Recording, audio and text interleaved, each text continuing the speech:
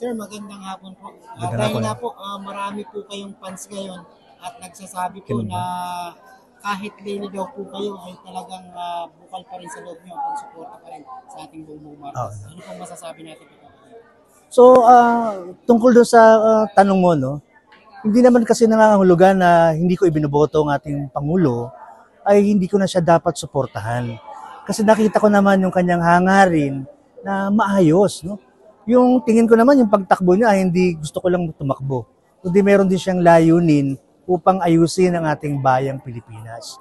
So kahit ako ay naging supporter dati ni VP Lenny, kung meron man siya magagawa ngayon, tingin ko naman dapat din pa rin siyang suportahan.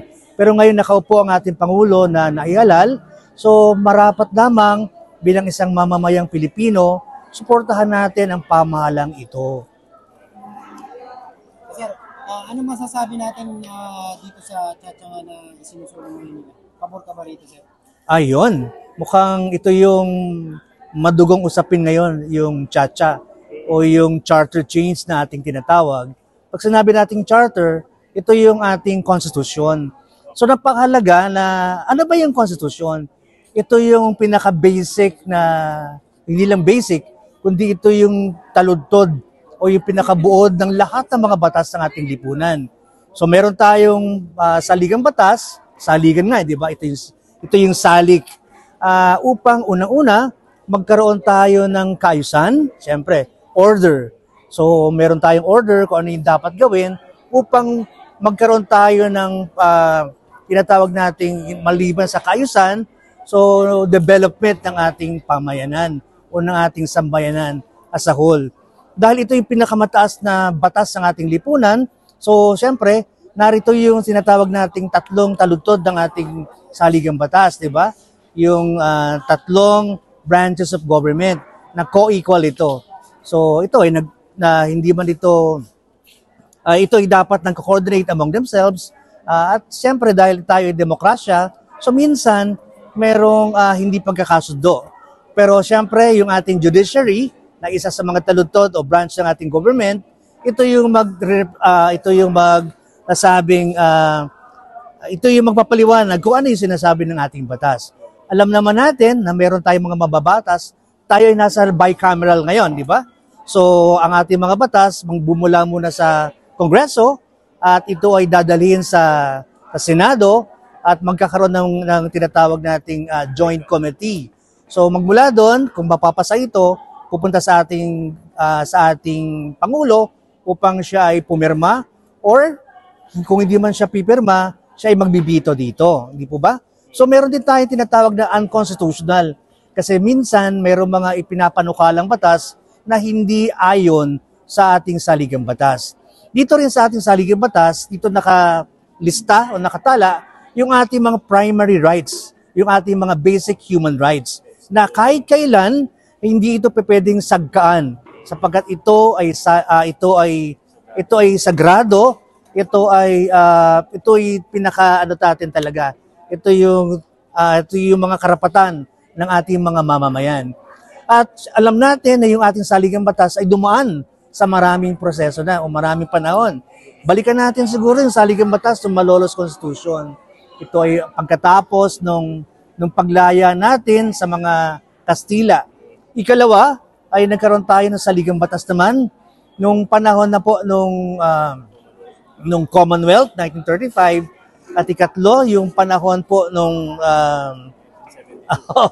1972 Constitution at doon nung martial law at nagkaroon tayo ng 1987 Constitution. Yung tanong, kailangan ba nating baguhin na uli yung ating saligang batas? Unang-una, sa aking tingin, ay pwede naman tayo magkaroon ng amendment. Pero bago yun, paano ba ginagawa yung charter change? Merong tatlo po na bahagi kung paano, merong tatlong proseso. Una, yung natin tinatawag na CONCON. Sa CONCON, ito ay dadaluhan at ito ay, ang representative dito ay yung mga mamamayan. So, kaya lang, ang Constitutional Convention ay medyo mahal at magastos at super gastos ito. At nakakatuwa dyan kasi sumusweldo yata ng 10,000 pesos per day yung bawat representative dito. Isa yon. Ikalawa, yung ating CONAS. Sa CONAS naman, ang gagawa nito, ang magtatakda ng mga batas dito, ay yung ating tinatawag na lahat ng mga mambabatas. No? So, mambabatas, ito ngayon yung pinagtatalunan. Kung dapat bang joint yung kanilang yung voting o individual, pareho lang ang voting nito o separate yung voting. Ngayon sir, anong pabor ka ba sa joint o sa separate? Separate yung tingin kong dapat na, kasi bicameral tayo. So, minsan kasi mas marami kasi yung ating Congress, ma-overpower yung mga nasa Senate. Yung senador kasi binoto yan ng national. So, mas marami yung bumoto sa kanila. Samantalang yung nasa Congress ay yung kanila nasa congressional district. So, oo. So, yung constituent nila. Nandun pa rin yung balance, no? Yung balance pa rin ng ang kapangyarihan. At yung ikatlo, yung tinatawag natin PI, yung People's Initiative. Na ngayon, alam natin, mukhang meron pa rin yata. Hindi ko kabisado kung totoo pala na patuloy pa rin ito. Kaya lang, nung nagkaroon ng People's Initiative, lumabas na napakabilis. Parang ilang buwan lang. Nagkaroon kaagad ng 12% kasi ng ating total voting population ay pwede na daw na magkaroon ng pagbabago ng ating saligang batas. Nakapagtaka kasi ilang buwan lang, buo na kaagad at 3% sa bawat congressional district. So medyo nagtanong yung mga senator, paano nangyari yun? Baka merong ibang nangyari. So lumabas, may hocus-pocus, lumabas na mayroong bayaran. So nagkaroon ng investigasyon at di umano ay mayroon. Kaya lang, bagamat di umano, nakiusap yung Kongreso. Baka pwede naman nating itigil na yung ating investigation para dito. So ibig sabihin, yung di umano na yan ay merong posibilidad na totoo. So tatlo po yung tatlo yung mga pwedeng maging maging pamamaraan o proseso. Kaya lamang sa yung People's Initiative nga, dapat talaga ang magtutulak dito ay yung peoples o yung mga tao o yung sambayanan. Hindi ito initiative ng mga nakaupo sa ating lipunan ngayon. Hindi sa ating Kongreso ngayon o sa Senado man. So tatlo yun, So, kailangan na bang baguhin ang saligang batas?